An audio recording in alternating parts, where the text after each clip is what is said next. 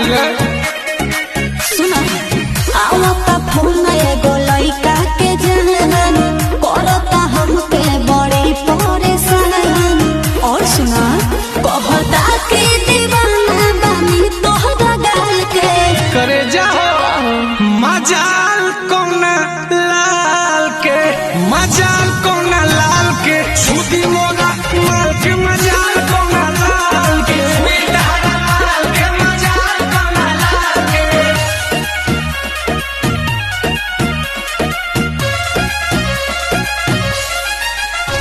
के छुईटा माल के मजाल कोना लाल के, के छुईटा माल के मजाल कोना लाल के।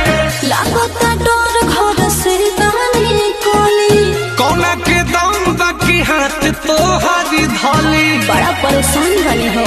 अरे निकाल दे हथियार। लागता डोर घर से दानी कोली कोना के दम बाकी हाथ तो हरी धोली। चौराहा पे मारो। बड़ा करेला तारीफ मोर बाल के।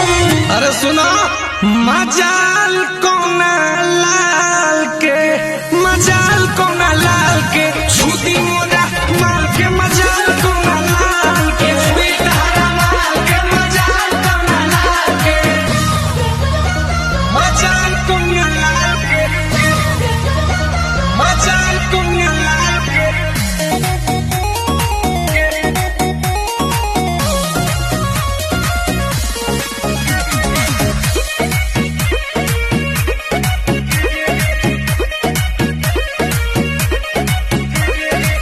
काको ही कोहल न जतवा तुम भैया सोनी से खाली बता दो कर नैया। अरे नाम सुनी तो पैर खराब हो जाए। सुनो काको ही कोहल न जतवा तुम भैया चंदन से खाली बता दो कर नैया।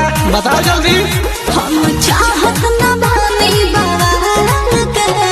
अरे पागल मजाल कोना लाल के, मजाल कोना